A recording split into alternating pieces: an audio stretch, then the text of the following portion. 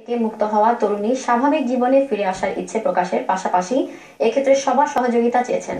ATN Bangla UK দেওয়া এক একান্ত সাক্ষাৎকারে তিনি তুলে ধরেছেন পূর্ব লন্ডনের ক্লাস্টার এলাকায় অনেকটা বন্দি জীবন যাপনের বিস্তারিত। মোস্তাকলের রিপোর্ট।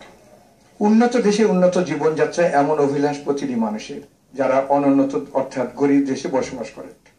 তেমনি একজন বাংলাদেশি ষোড়শী সিলেট দক্ষিণ সুরমায় যার বসবাস, শিক্ষিত, ডিগ্রি শেষ করে ভালো চাকরিও ছিল তার হাতে, কিন্তু ঘটনাচক্রে লন্ডন আসা, বিবাহ করা ইত্যাদিতে জড়িয়ে পড়ে এখন লন্ডনে বিগত 5 বছর ধরে দুঃসহ জীবনযাপন করছে।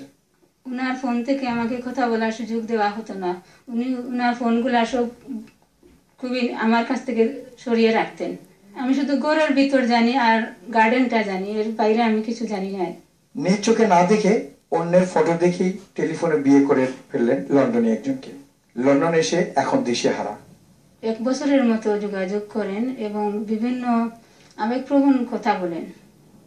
আবেগপ্রবণ কথা বলে উনি আমার সবার মন জয় করেন। তারপর উনি বলেছিলেন দেশে যাবেন, দেশে যান নাই, বলেন যে তুমি স্টুডেন্ট ভিসায় চলে আসো। তারপর উনি আমার স্টুডেন্ট ভিসায় আসার সব ব্যবস্থা করেন এবং উনি করলে সব কিছু ঠিক করেন। তারপর আমি 2009-এ চলে আসি। আসার আগে উনি ফোনের মাধ্যমে আক্তের কাজ শেষ করেন।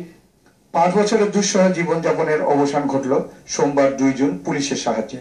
দর্শক, নিরাপত্তাজনিত কারণে ও আইনি জটিলতায় মহিলার নাম উল্লেখ করা হচ্ছে না।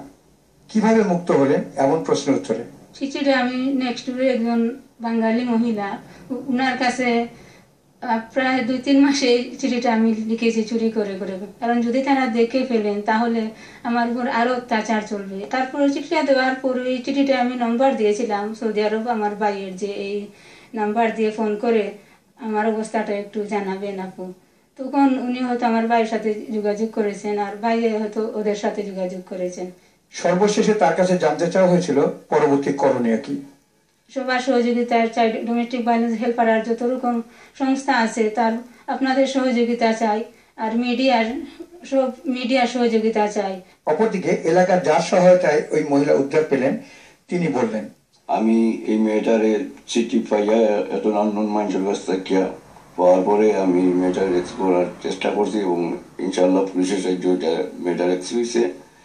এখন চেষ্টা করলাম যে চেষ্টা করছি ডোমেস্টিক ভায়োলেন্স হেল্পলাইন, ওরা এখন হার্ডলি ট্রাই করতেছে ওকে ভালো কোনো রেসিডেন্ট করতে পারে এবং ওর সম্পূর্ণ দায়িত্ব ওরা নিয়ে যাচ্ছে।